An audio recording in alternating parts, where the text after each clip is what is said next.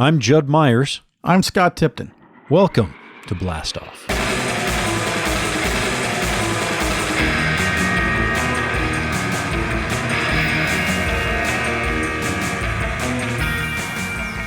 Our guest on today's conversation program is one of the most important writers in modern Marvel Comics history. Chris Yost started his career in the world of animation, writing scripts for Marvel Comics' television universe. Wolverine and the X-Men was a huge hit in 2003 when he and Craig Kyle dreamed up the story of a young girl who had been cloned from the DNA of Wolverine, complete with claws, healing factor, and bloodlust. X-23 struck such a chord with the fans that Marvel asked them to bring the character into the world of the printed comics. X-23, Innocence Lost, and Target X smashed sales numbers, and a legend was born.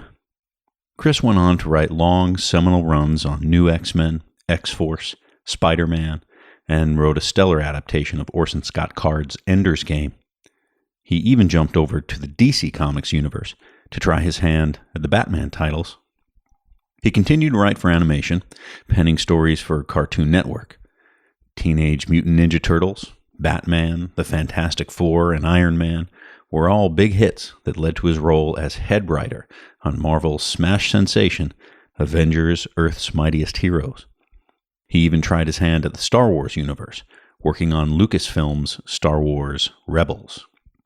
As the screenwriter for the live-action Thor: The Dark World and the soon-to-be-released Thor: Ragnarok, not to mention the appearance of X-23 in the latest Wolverine Logan movie, Chris Yost has solidified his permanent role in the comic book mythos. We're thrilled to have him on the show, so sit back and enjoy the ride.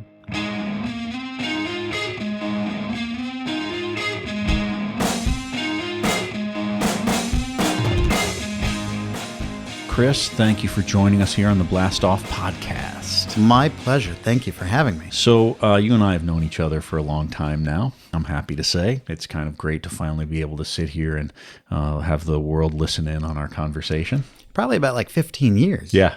I think that's right. It is, yeah. It's a lot has changed since then. That puts me at about 25. And yeah, that's right. And now I can drink.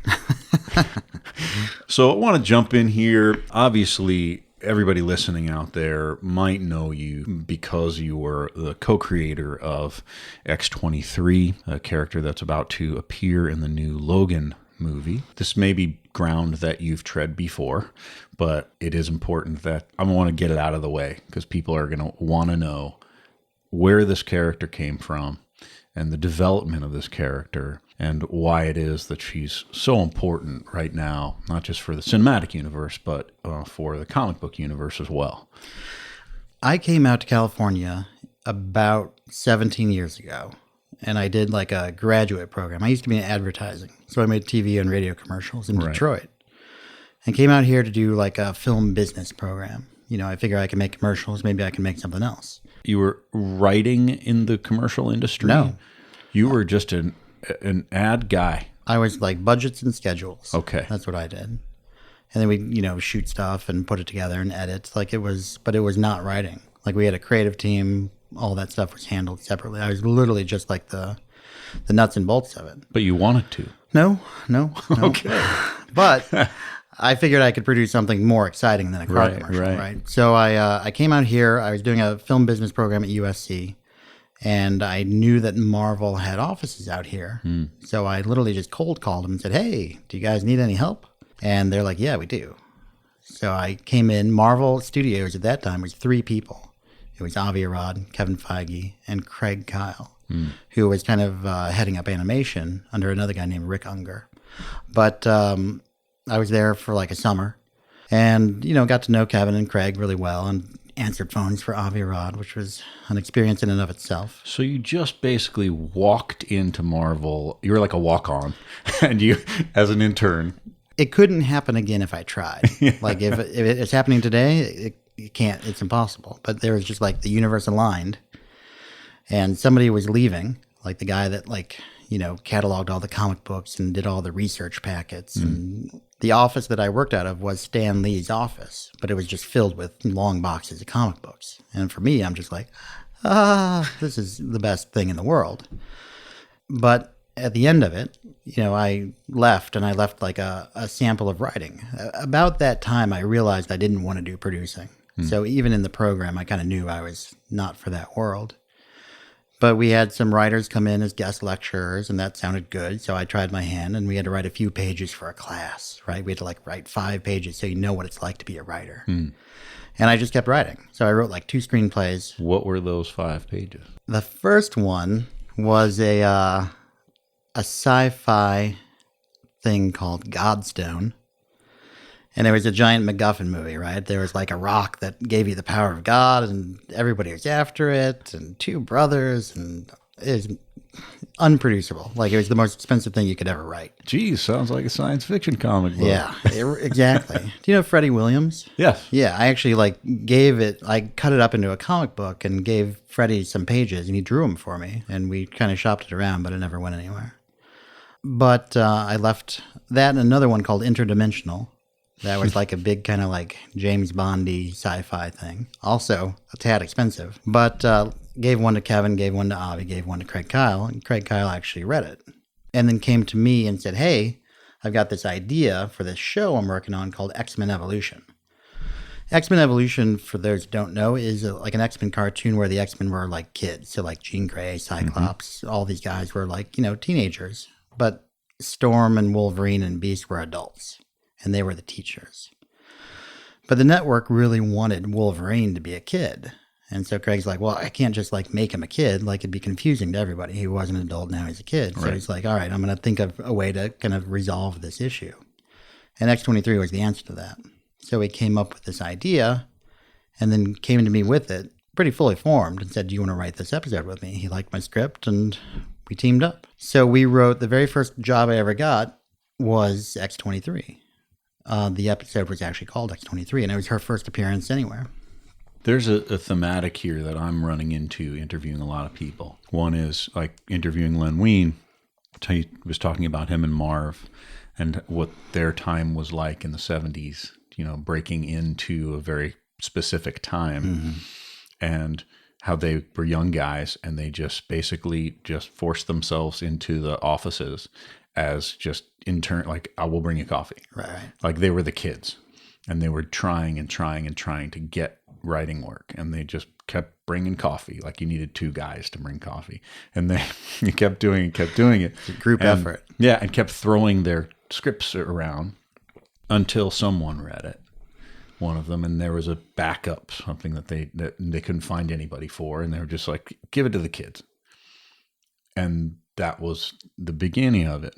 Jim Kruger talked about, for him, what it was like there was someone that gave him an opportunity, and then he spent his whole career giving opportunities to whoever he can. Even in my world, I have an intern at the shop now.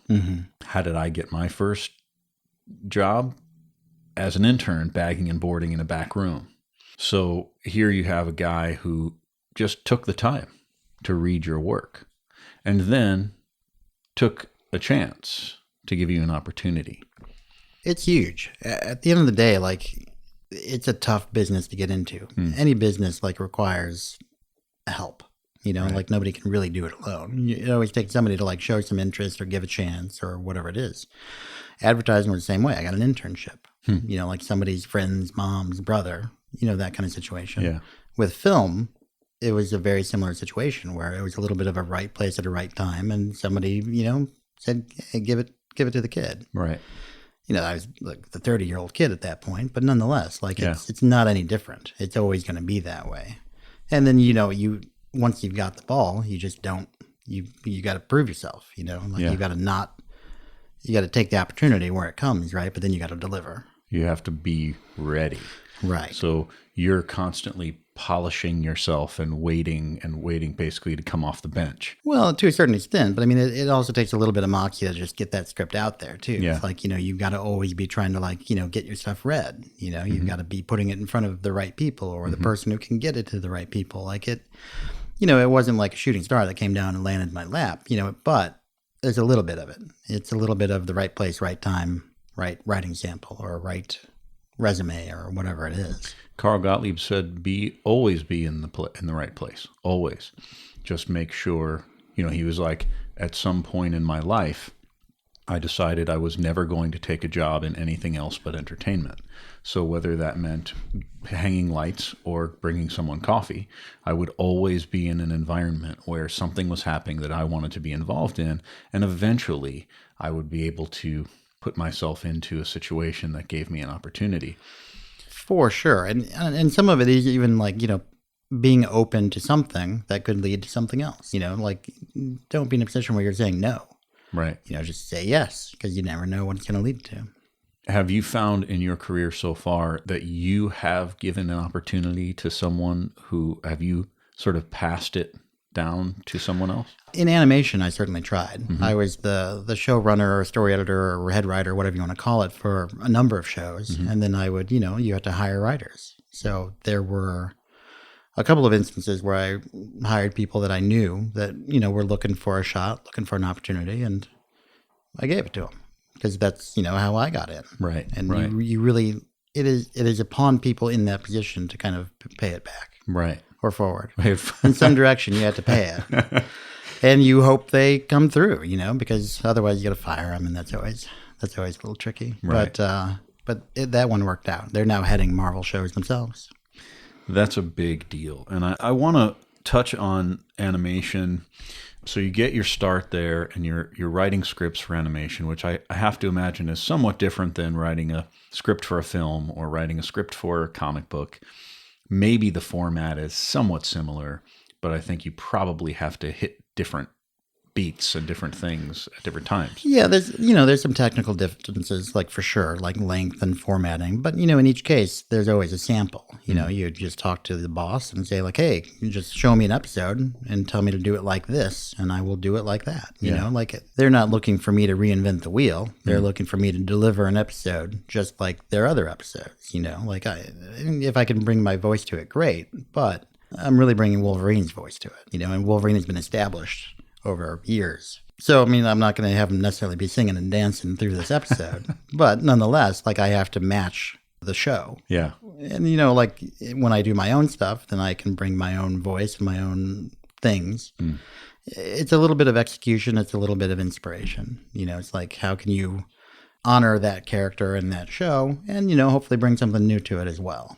It's a bit of a balancing act. Looking at the body of work in animation, you were able to play with so many characters that if you were just in comics, you've worked with all kinds of characters in comics and had your massaging them, mm-hmm. But in animation, so many B level, C level, D level, all of these characters that you were able to write that you might have not have gotten the opportunity in the comic world. Is there a draw for you to have something of some more freedom in the animated world?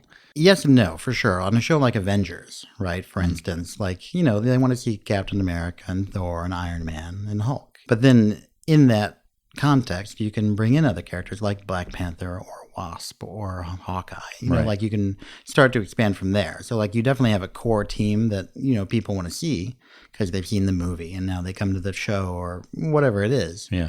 That's what they're expecting. And then you start to expand their minds. You start to like show them. My whole goal in like writing Avengers was basically like, I want to show little kids today what I loved about Marvel Comics. Mm. So I didn't ever look at it as like the Avengers show necessarily. It was the Marvel Universe show. Mm-hmm. So you start with the Avengers and then you use the Avengers, the thing everybody knows, to kind of like, guide you through this larger universe. Mm-hmm. So the more heroes and the more villains that I can introduce, the better. Because then some kid's going to be captivated by that character or that guest star or whatever it is. And then hopefully they will follow up on it. Hopefully they will walk into a comic book store and say, like, hey, do you have any Black Knight comic books? Right. Or whatever it happens to be. And I could go,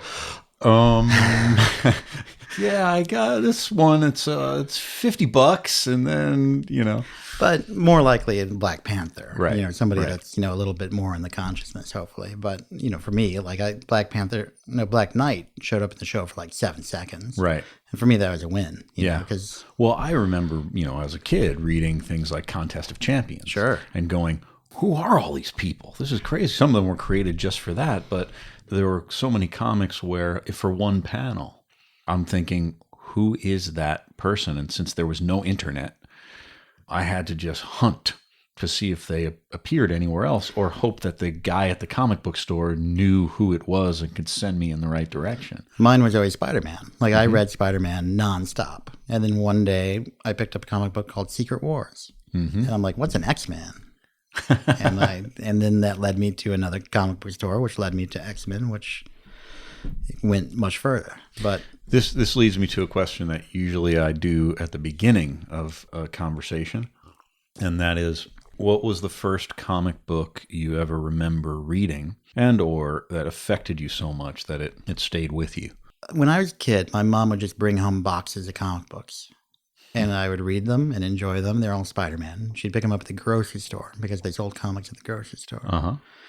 And then, you know, my brother would read them and they'd just eventually go away. Like I didn't keep them or think about them or anything like that. I just read them. And then I remember one day it was a Spider-Man story and Captain America and Nick Fury were in it.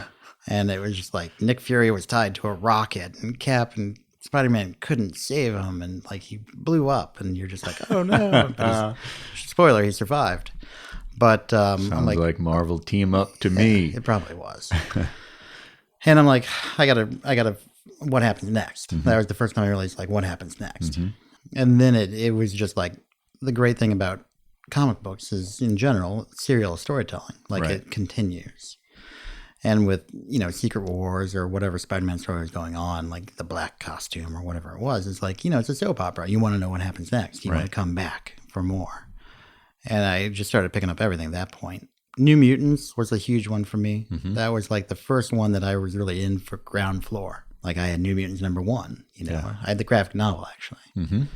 And I was just like, I was all in, you know, because they were like my characters at that point. So that was a big one. But you're always a Spider-Man guy. Still am. Still am. A shining achievement of life was there was like a legal situation where we couldn't use Spider-Man in animation for a long time. And it resolved when I was on Avengers. So we are the first Marvel animation thing to really kind of use Spider-Man. So I had a Spider-Man episode of Avengers. And I was just like, that was a dream come true. What story was that? Like, what happened in that episode? Secret Invasion had just happened. And Captain America had been replaced by a Skrull and tried to, you know, turn traitor on the human race. And everybody hated Cap. And even though they kind of knew it was aliens, like the Daily Bugle was, you know, putting people against Captain America. And Spider-Man came along, and they had a lot in common because they both are hated by the press and J. Jonah Jameson, and the people always like were suspicious of him. So Spider-Man is like, hey, Cap, why isn't this bothering you? And Cap, you know, taught Spider-Man a lesson about how it doesn't matter what people say or what, you know, names they call you. It matters what you do. And so it was just like a perfect guest star for that moment for Captain America. Because at the end of the day, it wasn't really about Spider-Man. It was about Cap. Right. And what was going on in his mind at that point. But for me, it was just like a dream come true. This is what I mean about the difference between worlds. In comic book world, you go, all right, hey, I'm writing this Avengers story. Spider-Man's going to be in it. Cap's, you know, going to be, you know, he's Skrull and Daily Bugle, this happens. And then editor says, actually, Cap is appearing in this Avengers book, and this is what's happening to him. So you kind of can't do it that way. You're going to have to find another way to do it. And Spider-Man's on another planet right now. So, I've dealt with all of those situations. Right. But in animated universe, well, you're defining it. So what you say is what's happening right now. Talking to Dwayne McDuffie when he was alive, who was also a really good friend, when Justice League was happening and these guys were trying all kinds of crazy stuff, he would come into the store and I would go, I can't believe what happened yesterday on the show. And he'd go, I know, I can't believe they're letting me get away with this shit. It's like, I mean, they're paying attention, but I don't think they know half of the things that we're doing. And it's because we're kind of our own world. We created this whole world and it doesn't affect the comics. So We can try whatever we want. If we want to have Green Lantern have a relationship that he wouldn't normally have in the comics, well, that's what we're going to do. And there was freedom to it that he really enjoyed. But he also didn't enjoy making the transition into comics and having people tell him what to do, which is why he created his own comic book company in the first place. Sure. I'm a huge fan. I met him once, but Justice League was always the bar. Right. That show was the bar. Well, your Avengers reminded me more of Justice League than any other animated show. That's what we were shooting for. Literally, the producer and I are like, this is what we want to be. Dwayne Show is like, that's comic books brought to life. So we, did everything we could to emulate it. But, it was a tough thing to chase. It's a hard bar to reach. And then you doing Fantastic Four. Probably at that time, your Fantastic Four animated show was the best Fantastic Four comic on the stands. Thank you very much. That was a funny situation because, much in the way that comic book writing can kind of constrain you because of what's going on. Mm-hmm. You've always got a partner. You've always got somebody ponying up the money. In that case, it wasn't Marvel. Marvel basically was not leasing it out, but they would get financing from, in that case, Cartoon Network and some producer in France, of all things. And Cartoon Network really was of the mind. It's we want this to be a sitcom. We want this to be a comedy. And we're just it can be funny. Fantastic Four is going to have a bright, fun thing for the most part. But they really, they didn't, it's tricky, right? Because TV episodes, they want to be able to air any episode at any time. Mm-hmm. You don't know when things are going to run necessarily. And coming from comic books, it's very much a serial thing. One thing affects the other. But if you're, if you're going to run episode 17 and then episode 3 and then episode 9, it gets a little confusing if things change. Right. And there's always a proponent in comic books that's comics is the illusion of change. Spider-Man's never going to change, but from day to day, and things can happen to him. But generally, there's a reset button. Right.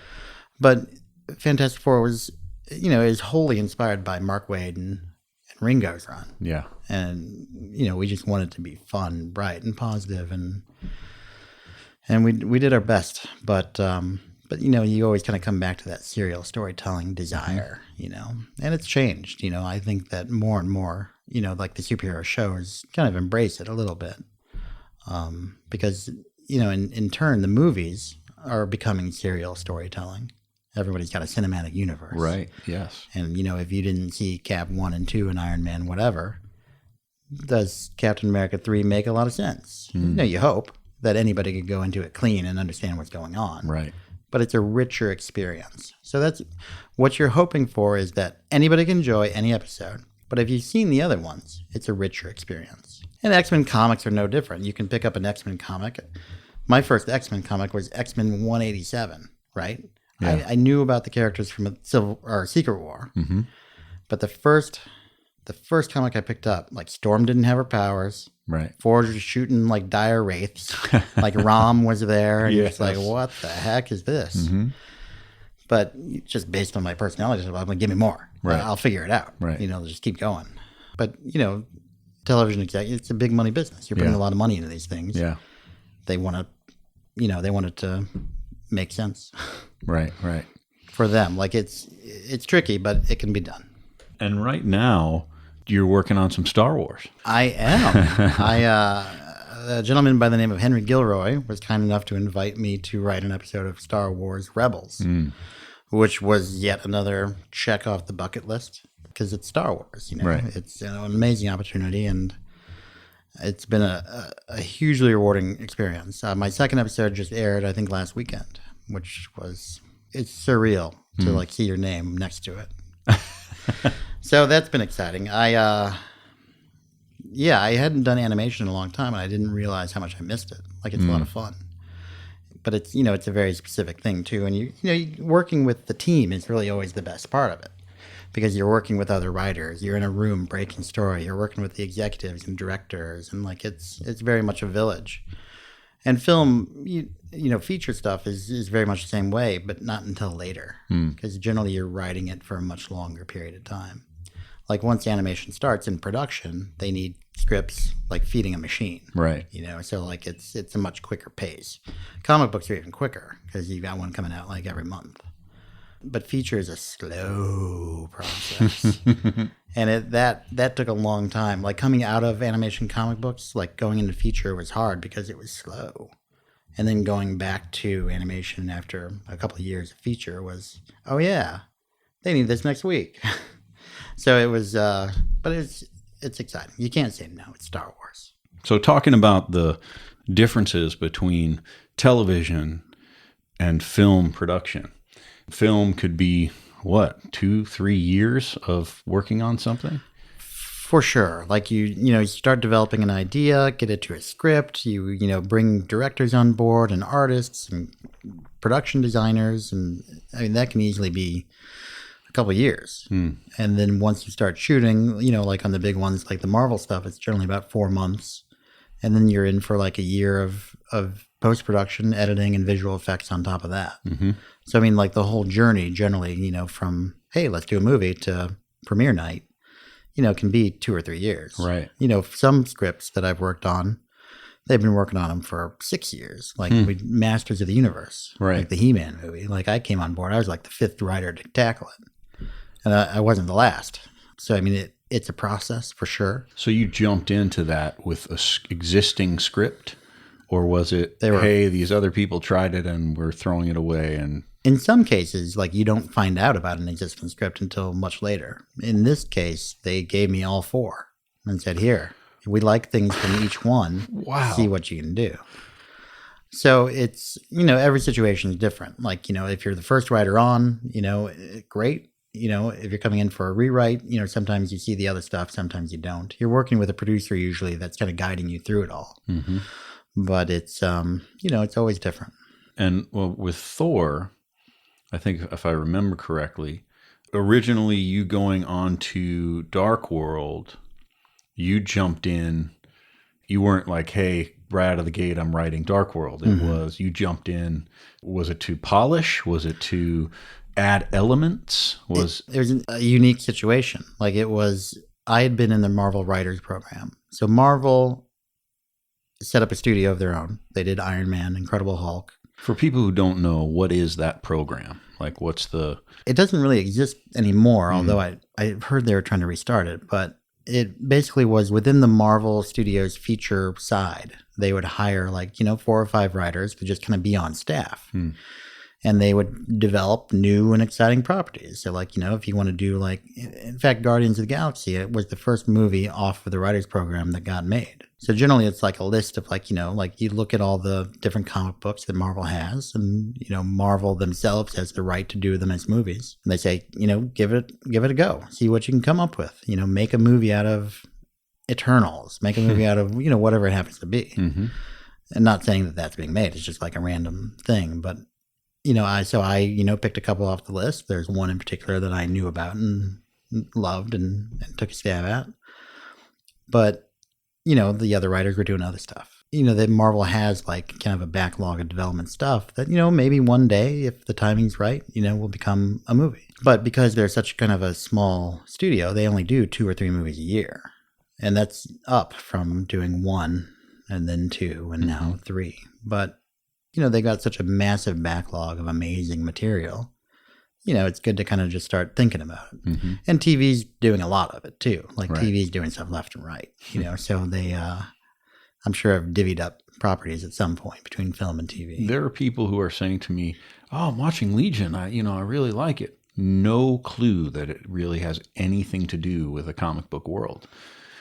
Just, hasn't been revealed yet. Right. And they're just not sure. It's just crazy. They don't know really what it is. I love it. And I mean, I think for people that don't know the comic book world, it kind of lays out, things in a new and exciting way. You care about this guy, you're invested in his story. And, if X many people show up, great. Yeah. As a New Mutants fan from way back, obviously, I'm very interested in where it goes. But even that's a co-production with Marvel and Fox, So Marvel is just kind of a unique situation where multiple studios are working on Marvel projects at any given time. Sony, Fox being the biggest two. But, But in my particular case, I was in the writer's program, like in a little office somewhere, just working away on my little Marvel development script. And they were doing reshoots for Thor 1. And there were a couple of scenes that, just weren't clicking. They weren't falling into place. So I was there, and they're like, hey, give this a try. So I wrote up pages for a scene between Loki and the King of the Frost Giants. And Kenneth Branagh was like, yeah, that's, we can work with that. And so I, hung out on set and worked with the director and producers, and it was great. And then went back and continued working on my own Marvel development thing. So then when Thor 2 came up, the writer on Thor 1, a beautiful human being named Don Payne, who unfortunately has passed away now, he was gracious enough to kind of let me into the room for Thor 2 and just brainstorming, like, what is Thor 2 going to be? Just like super early days, like just throwing out ideas and, just kind of like seeing what sticks. And, I hung out with them for a couple of weeks, and then Don went off and wrote the script. And, for any number of reasons, like things weren't clicking. Another writer came on board and things weren't clicking with that writer. And again, this happens all the time. It's not anything against anyone. It's just that, the producers or studio has like a vision of it, and, it's just something's missing. It's like that X factor, not to, you know what I'm saying, comic book fans. And then I'm there. They're like, hey, take these pages and see what you can do with them.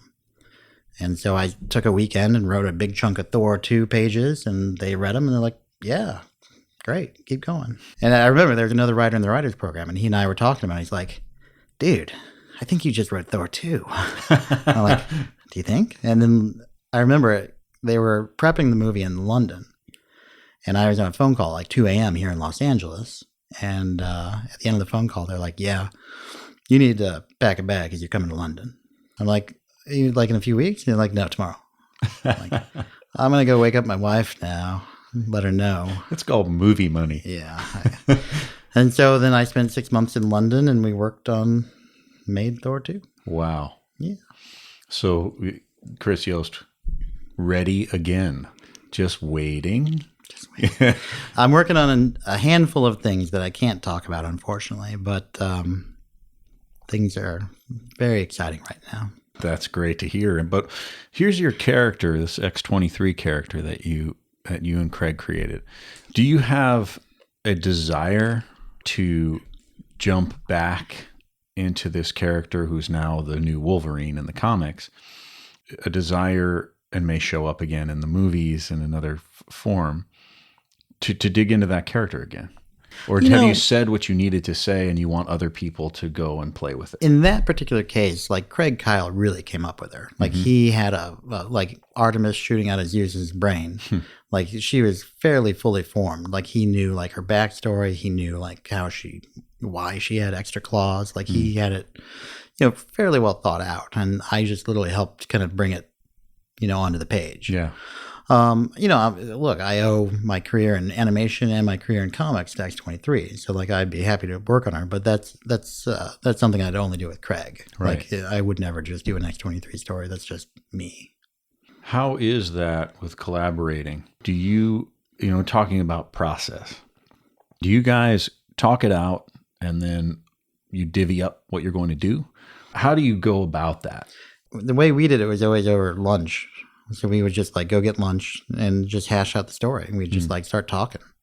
All right, this is what we need to do, whether it's a particular issue or an overall arc for the character. And we just like hash it out, like, throw ideas out and go back and forth and build off of what the other person is saying, or make horrible fun of what the other person is saying. Because not all ideas are good ideas. Yeah. But, and then generally one of us, like sometimes he'd go write up like a little outline. Sometimes I'd go up and write a little outline, and then we'd go back and forth on that until we're both equally happy or equally unhappy, whichever one works. And then we, write a script in much the same way. So it's always a back and forth. Right. And then in comics, it's like film, a collaboration with a lot of people. And the artist is extremely important for sure in this situation. You've worked with a lot of great artists in a lot of interesting different styles, some more very traditional comic book, and then some that are more like painters. Once a script is done, do you give strict direction? Do you give the pages to your artist and let them interpret?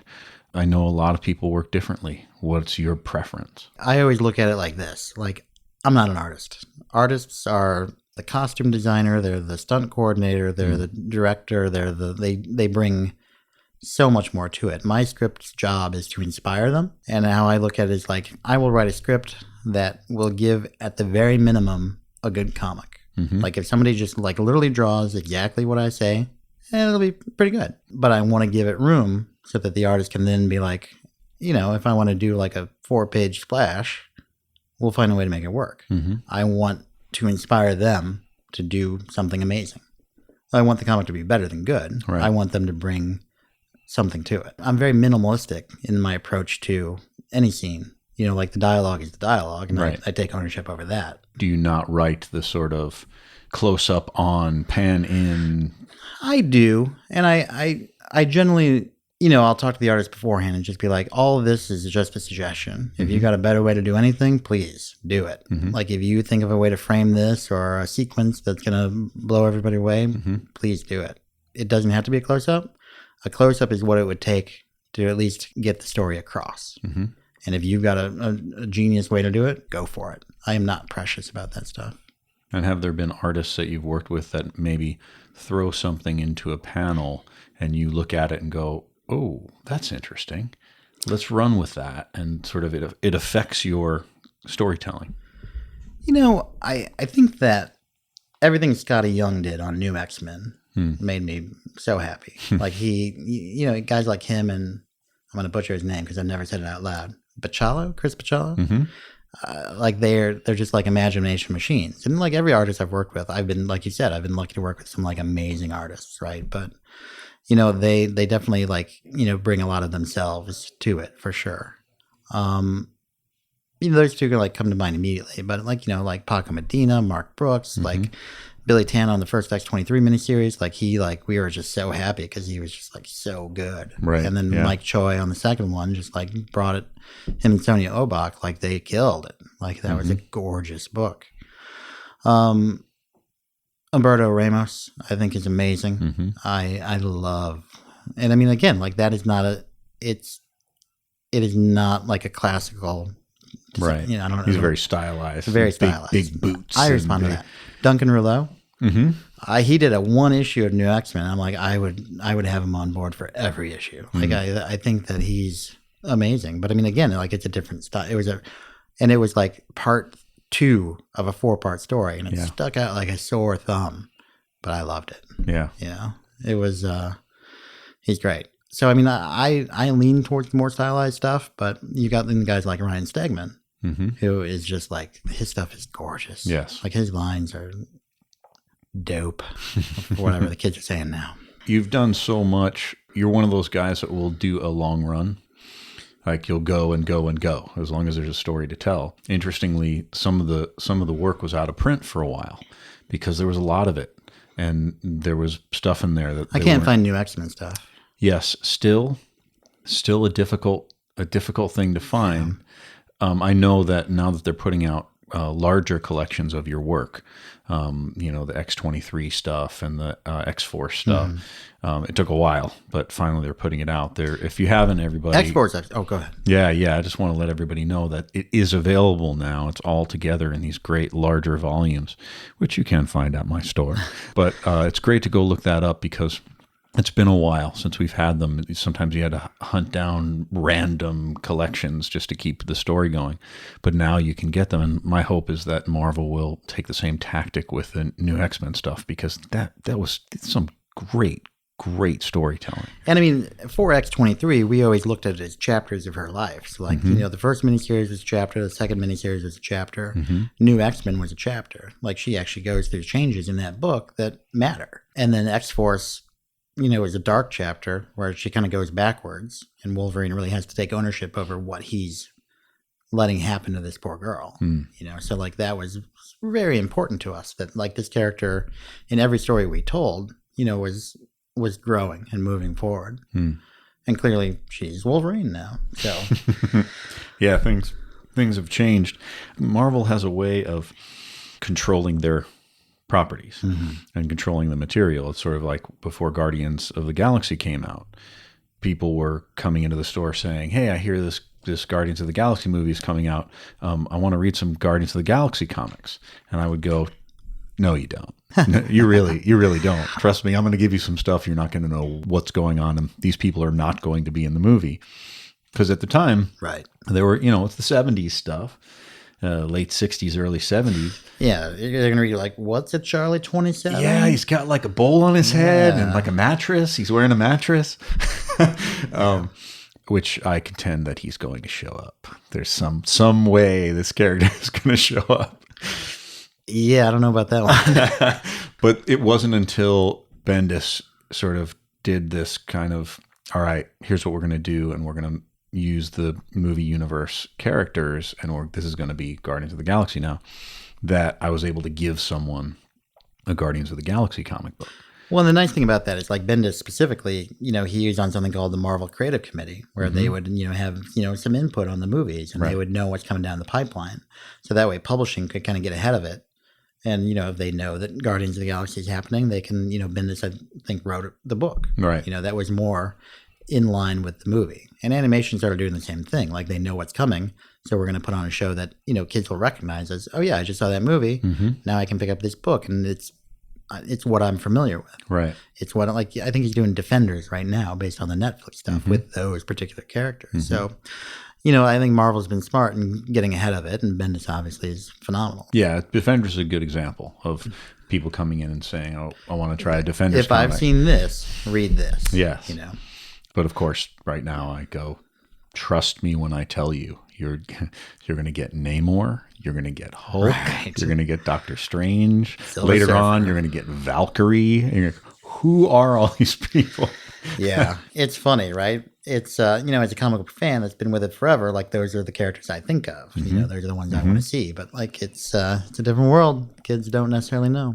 Before I move into another aspect of this interview, this conversation, I like to talk about you're in a really great part of your career. It's fast moving. There's a lot of moving pieces. There's diversity to it. It changes day to day, and you roll with it. But there's a lot of work coming your way, and you have to decide where you want to spend your time, what you want to spend your time on. What's the dream character to write? What's the dream project to do? And I don't just mean comics. This is a podcast about creatives and about inspiration, process. What is it that you've been waiting for? Like a specific character, or just in general? In general, well, a character that you would love to write in comics, sure. But I mean a project that you're going, whether it's film or television or a thing that you go, for Carl Gottlieb, he wasn't really sure. And in the middle of our interview, he said, swashbuckling. I would love to write a pirate movie. It was just sort of like he hadn't really thought of it. But what's the thing that maybe, you in the course of your career, your mind comes back to it? And given everything, somebody said, hey, Chris, whatever you want to do, man. I love writing kids. I was an Amblin guy, whether it was E.T. or Goonies or whatever it was. It's like that. And Stranger Things, I think, really tapped into it in a great way. It's a show on Netflix. But basically, like, putting these kids in these situations where normally like a Spider-Man or a Captain America or a Fantastic Four have to deal with these things. Right. Now you've got like a group of kids.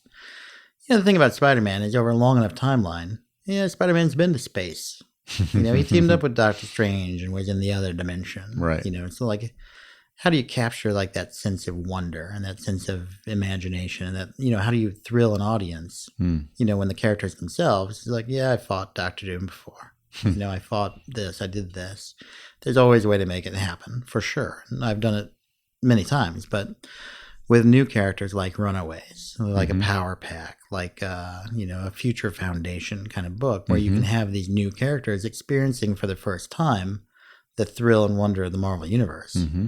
Or in any situation, really. It's like you're putting like somebody that's, I talked about it with teenagers all the time. Not only is like, do you have to save the world, but you also have to deal with like being a teenager and dealing with these raw emotions and like, I had to fight Dr. Doom, but I really got a crush on this guy. And, it's like whatever it is. something about that, like I always come back to that. Like it's always just like it's just something I responded to. I like writing leaders too, like Cyclops and Reed Richards and guys like those, like the super underappreciated people. Like everyone loves like, Thing and Torch, but Reed Richards is the one that always saves the day at the end, Like Cyclops is, the least appreciated X-Men ever. And he was my favorite, right? Yeah. Because like the burden that he had, like Wolverine's going to go off and do his thing. And like, but he's the one that has to like protect these people and save the day. Right. So being a father, I think lends to some of that because you're responsible. You're responsible for these people. But, it's just like the fun and like, the unexpected things that come out of writing young people is something I really respond to. Like I write my own stuff too as well. And a lot of it is very Amblin inspired, like I think there was a period where everybody went around town saying like Goonies, Right. But it resonates, like I think there's a group of writers and directors and everybody that coming up right now that they grew up with that stuff. That was their thing, Whereas like Spielberg and Lucas grew up watching like the old serials and swashbuckling B movies. Right. And, That's right. Now we're responding to what they put out. So it's, I always had an idea for like a power pack thing or an idea for like a future foundation thing. But it's oddly enough, those are harder sells and they're the ones that last 6 issues or 12 issues or whatever it is because generally it's like, we like power pack, but team them up with the X-Men. Like we like future foundation, but let's see some Avengers in there. I didn't care about that. Like, it's like, the things that I will put into a series, I'm writing for an audience of one. And if other people like it, great. Right. But it doesn't always end well. Like I did a book called New Warriors. It was like the 100th iteration of it. And I'm like, I've got Chthon and the Darkhold, and I've got an evolved cat, and I'm on Mount Wundagore. And I'm just like, this is the best book ever produced. And, 12 issues, you're out. Right. So it's tricky, like I think that there's clearly a way to do it because those things resonated with me so much. But generally they were done in like an Avengers book or a Spider-Man book or whatever it is. So it's just like, it's, it's how to get the message out. These are the things I love. How do I tell other people about it? Right. And, sometimes you win, sometimes you lose. Yeah. But do you feel like you could bring that to your own original screenplay or TV show without the properties, without the, hey, you could create your own power pack and bring that to someone and say, look, it is much harder. Is it? It's easier in comics. You can go to Image or whatever it is. You can hopefully get something off the ground. In movies specifically, like it's a hard sell because you're competing then with Avengers. You're competing with Spider-Man. And then like nobody's ever heard of your thing. Everybody's heard of that thing. For a studio to fess up, here's $80 million. We don't know if that's going to work, but go ahead. Yeah, that's a hard sell. And then, it is the film business. So it's, everybody, original stuff, will always come out.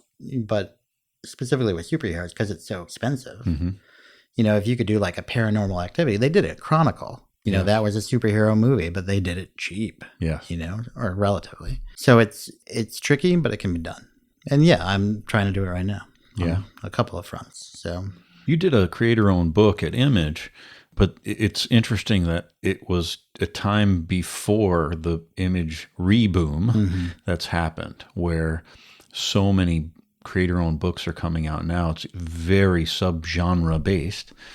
I can give someone the best of crime noir, the best of science fiction, the best of romance from the Image catalog of titles. But it's being used as a forum for a creator putting out a new story, and they're sold before they're even published because everybody's mining Image for film and television. Sure. So you put out a creator-owned book before that sort of stuff was happening. Now it is. Is that a possibility for you to do something for Image? And you're saying, well, I'm not doing it for film and television. There's just too many people out there, too many people doing things. I'm competing with something else. But you put out a book, a graphic novel, a series of graphic novels, and then somebody wants to make it into a movie.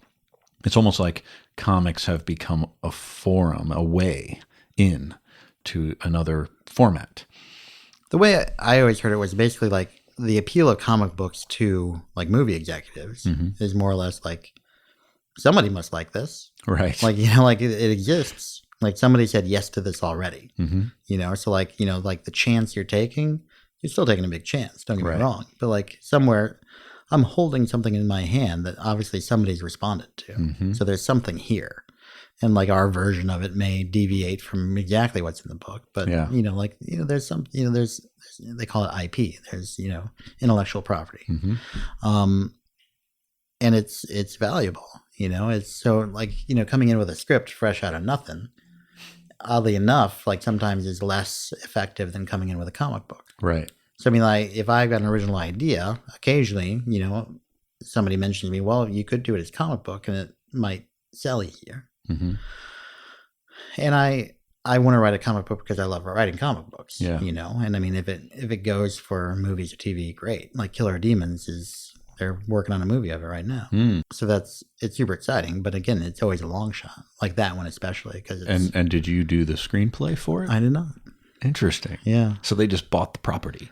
It's under option. They've written a script. They've got a producer and a director and a star and a writer. Yeah. What does that feel like? It's interesting, oddly enough, because I read the script and it's great. It's a great script and it's very like, respectful of what I did and adds in new stuff and better jokes and it's a lot of fun. So I'm like really excited about it. I could have done it, but their package was a lot more effective than mine. I couldn't have done it better than they did. Yeah. Like I didn't have enough heat behind me and they did. Like I couldn't have gotten the star. I couldn't have gotten the director. I could have just written a script. And we had taken it out before and we took it to like Sony. And it, it's hard because it's, it's some dicey material. It's like religious and blasphemous and violent and all this stuff, but, and it's a hard sell. And I'm a very like mainstream guy and it's a very independent thing. If I wanted to see it brought to the screen, they've got a much better shot than I do. Right. Okay, mechanics. I want to talk mechanics. Sure. Do you prefer working in an office scenario where there's people around you or at home in your office at home? What is your preference? Is it, I prefer this when I'm doing one kind of thing and I prefer this when I'm doing another kind of thing? Oddly enough, when I'm writing like TV or movies, I have to be by myself. When I write comic books, other stuff can be going on. Like half the time, like I'll lay on the floor with like pencil and paper and just kind of beat out the pages and the beats of the story. And I can be watching TV while I'm doing it. Like I can. Sounds like a little kid. Yeah. I'm like a teenage girl laying on my bed doing my homework. Yeah. But I now have an office like out of home, but it's great because it's really like you can think. Yeah. Quentin Peoples was doing Runaways right now. He said to me, I still have trouble convincing my wife what I do for a living because how do I get her to believe that I stare out the window for a living? This literally is truth. I don't know Quentin, but he's speaking the truth. My office at home, when I worked at home, like it has windows and everybody can see into it. Yeah. And my wife would like look out the window and I'm like there like throwing a ball against the wall like for like an hour. And she finally comes out and is like, hey, and she starts talking to me. I'm like, I'm working. And she's like, you're throwing a ball against the wall. You're not working. I'm like, it's hard to explain, but it really is. Like you just have to just think. Oddly enough, I do a lot of great thinking in the car because you're stuck and your mind can just wander. You're always stuck in a car in LA, just so everybody knows. They know because they're listening to this podcast in their car right now. That's right. Inevitably, I will miss every exit because I just like get lost in like whatever story I'm thinking about. But like it's so difficult, when you get wrapped up in the emails and the phone calls and the meetings, like getting work done is the hardest thing you can do. So, having that time where you can't do anything else except think is precious.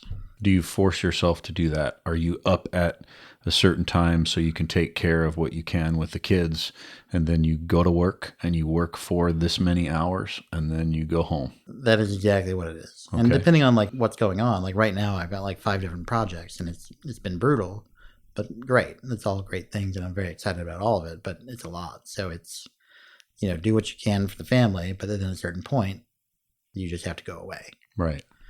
So I've been going away a lot lately. Do you have any kind of, with everything that's going on, I mean, you're a relaxed guy and you have family and you also have the unique, a lot of people I talk to, writers, directors, actors, they have difficulty because they have kids who can't see what it is that they do, who can't read their novels, who can't, because it's all about death and destruction and sex and whatever it is. You mean X-Men? Yes. I was lucky that animation, my kids fairly early on could see, Daddy wrote that, and they could watch it. Right. And then the comic books, you can't give like a 6-year-old kid like X-Force. Right. You just can't. Right. So like they know that Daddy writes comic books. But the nice thing about like doing the Avengers show was they did a comic book for it. And they asked me if I would work on it. And I agreed because I knew that was something I could give to my kids. Like, this is a comic book, which I desperately want you to read. And it's utterly appropriate for you. And it, it was great. And I get to go to a lot of schools and like kind of talk to the kids. And I always bring like a giant stash. I bought every copy I could. And I, pass them out and pass them around. And they look at the Avengers comic book I did. Because it was something that is kid friendly. Like, it's hard today. Like, like the mainstream comic book reader is an older reader. And so to have something available for young people is valuable. This is a great lead into something else. You go to schools and you give to kids, you read to kids. I think you're doing something next week. Yeah, I'm doing, it's like National Dr. Seuss Day. Yeah. So I'm going to read some Dr. Seuss and then do Q&A. That's great. Giving of your time, giving of yourself, being an example to your kids. Do you find that this desire, the more successful you become, the more you desire to give back, to do things? Or have you always been like that? Is it something that it's just part of who you are because you used to read Spider-Man? You understand that with great power, there must also come great responsibility. I think I just it was gratitude. Like, I remember because I got a job writing for animation. I'm like, oh, that's great. I've got a job, and I'm writing for a TV show, and that's super cool. And I enjoy writing these characters and all that stuff. And then I got a job writing a comic book, and that was an utterly different thing, because then it was just like, to see my name on a comic book really changed me, because that was something that I grew up with. I watched cartoons, right? But I mean, like, comic books, that was my thing. I loved it. And I recognized that it was almost impossible to take my kids into a comic book store because it had changed. It wasn't necessarily an all ages audience, and you can still find stuff. And I'm not saying you can't. Yeah, it's a little trickier though. Right. And even in like the rated G or PG stuff, there's always some dicey material. Yeah. Or a reference here or something there. And you know what? I feel certain it existed when I was reading it, but I just don't remember it. But nonetheless, it was important to me that my kids read comic books, and it was important to me doing Avengers that it was an introduction to kids to comic books. Right. And so if I can go to a school and talk to kids about comic books and pass out some comic books, great. Because like that, it was such an important part of my life growing up that I want it to be available. I want kids to know about comic books. Because, I mean, it's reading, and B, generally it's fairly moralistic stories. Yeah. So that's never a bad thing in a shaky world. Yeah. So it's, I just saw a lot of value in it.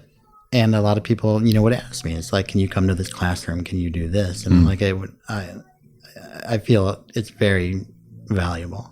Not me necessarily, but that somebody's doing it. Right.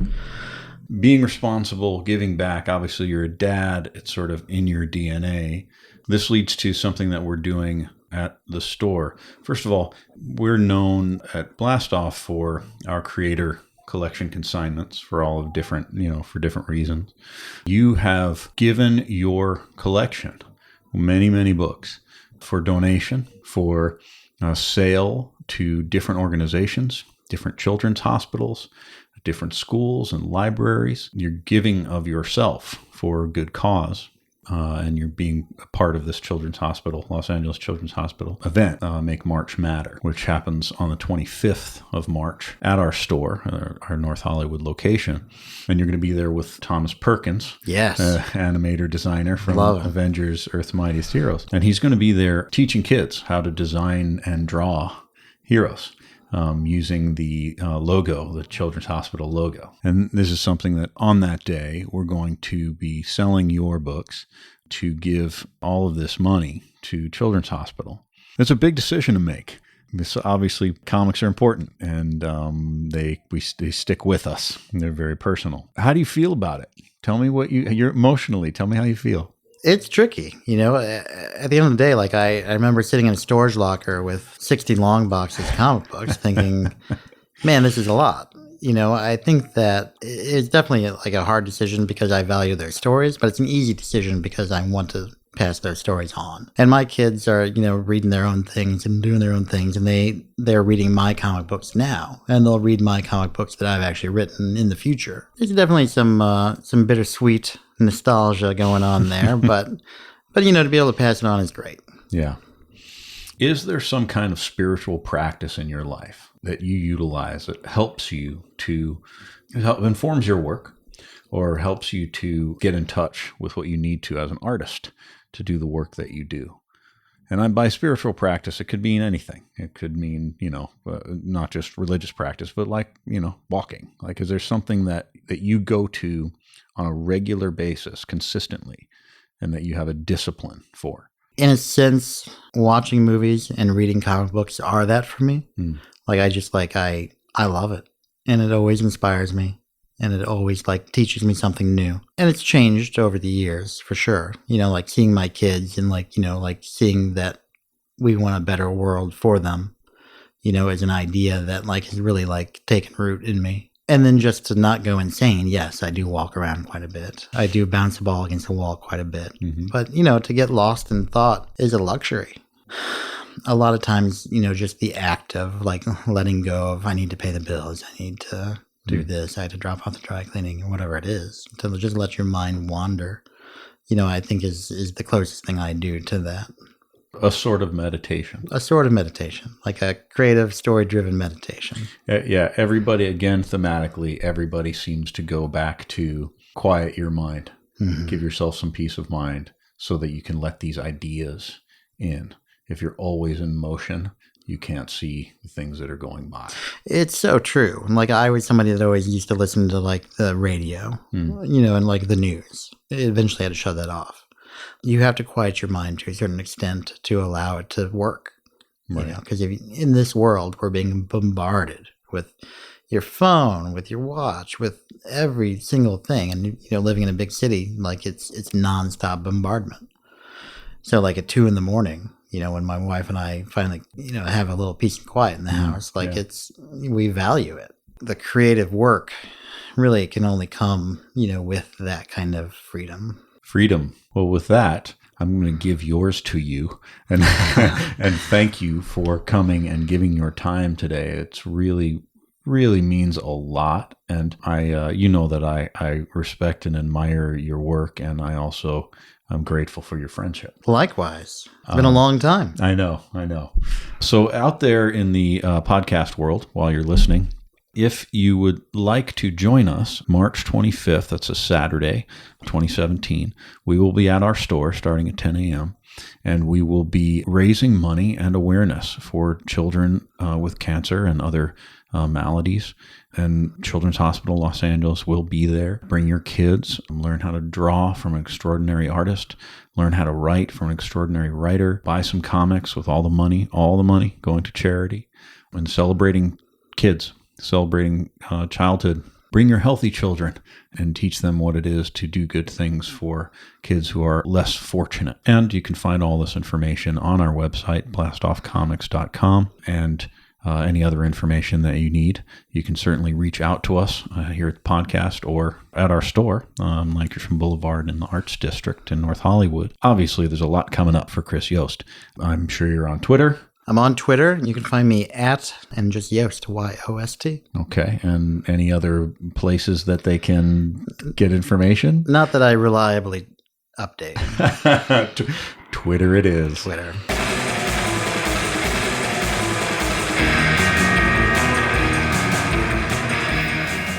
The Blast Off podcast is produced by The Colonel, Jeff Fox, Scott Tipton, and me.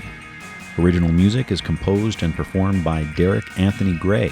You can find more of his musical compositions on his website, derekanthonygray.com. For more information about anything you've heard us talk about today, check us out online at blastoffcomics.com. We have an active Facebook presence, so check us out over there on Facebook. And you can reach us on Twitter at blastoffcomics or on Instagram. Or you can come by our retail location in North Hollywood in the heart of the Arts District, 5118 Lankershim Boulevard in North Hollywood, just 2 blocks south of Magnolia. See you soon.